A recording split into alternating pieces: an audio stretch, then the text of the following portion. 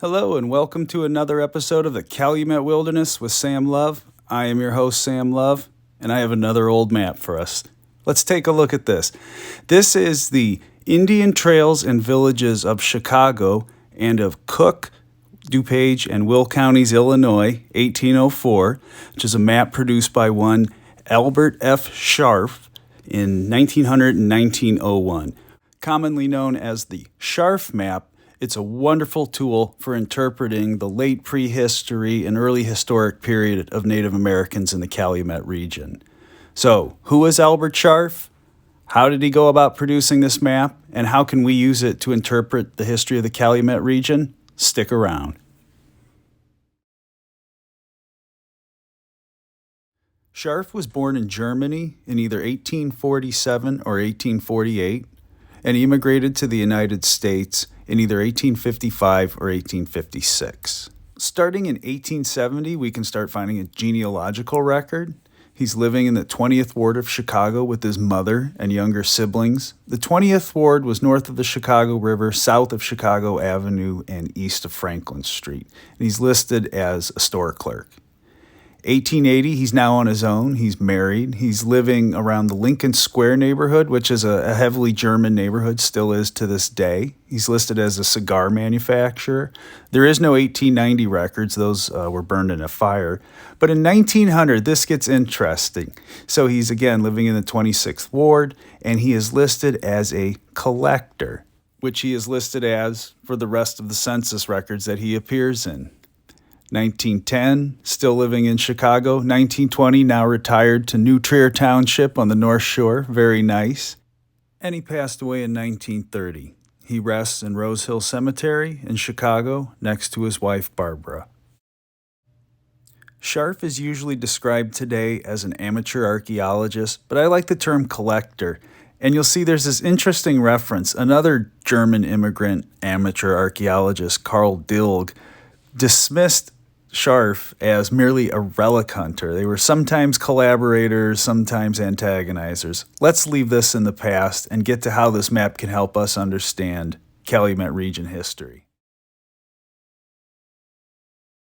Scharf's map is in the public domain now, so it's easy to find high-resolution images online, even the original color versions there. I like the one that's on Wikimedia Commons. Nice high-res, lots of detail. On his key, Scharf lists both major and minor native villages, campsites, chipping stations, portages, springs, signal stations, and of course mounds. And most significantly, he shows the various trails that these native peoples created. And for us, what's most significant is that our modern-day highway and interstate system mirrors the trail systems that these original region residents produced. Scharf also produced a manuscript with helpful contextual notes, although I was not able to find the complete text of the manuscript online. Unfortunately, one of the areas that we're interested in is not present. In the description box below, I've included a link to the Wiki Commons map and the partially completed manuscript. All right, let's dive into this map. It goes as far south as the Great Sauk Trail and as far west as Joliet, but we're interested in the Calumet region. I suppose if I have one criticism of this map, is that it only has the Illinois side of the Calumet region, no Indiana, although Hammond does get a shout out. You can see many important trails converging at what is today Blue Island, the most important of which is the Vincennes Trail. You can also see a major village located here. And at the north end of what once was the island, you can see an important signal station. This would have been visible across the lake plain for miles. Scharf sets his map in 1804, and that's just 40 years after a major battle at Fays Point near Blue Island that saw the Ottawa and their allies, including the Potawatomi, do battle with the Illinois, who they eventually pushed beyond Joliet and beyond even Starved Rock.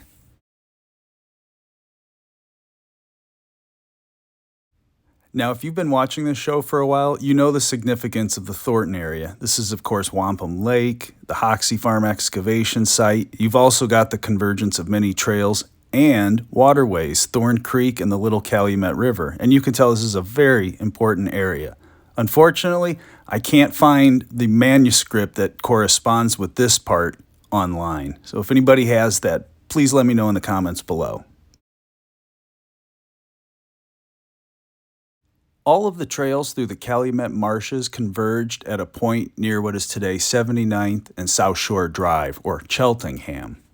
Here, Scharf lists a large village, the only one near the shores of Lake Michigan. The area on 79th has always been a gateway into this region.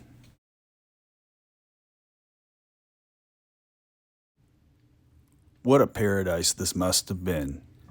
Scharf doesn't show it on this map, but in his manuscript he does talk about Hyde Lake, which was located between Wolf Lake and the Calumet River.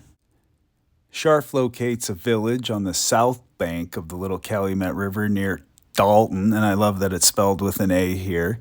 You might remember on the north bank around here is the Anchor archaeological site, which is dated to around the 14 or 1500s and is likely the ancestors of the people who were living here in the early historic period. As I like to say, the map is not always the territory. We have to keep in mind that Scharf was collecting his evidence, a lot of it anecdotal sources, and also from people who had some pretty deep-seated cultural biases against the people they were purporting to study. We also have to remember that this is a history of people who were forcibly removed from land that they and their ancestors had cared for centuries. The very least that we can do is acknowledge that history, but know that it also doesn't end there. So that's the Scharf Map. If you enjoyed that, and if old maps are your thing, please check out some of the other videos that I've done on the subject. And please click that subscribe button. All right, I'll see you for another adventure in the Calumet Wilderness soon. Take care.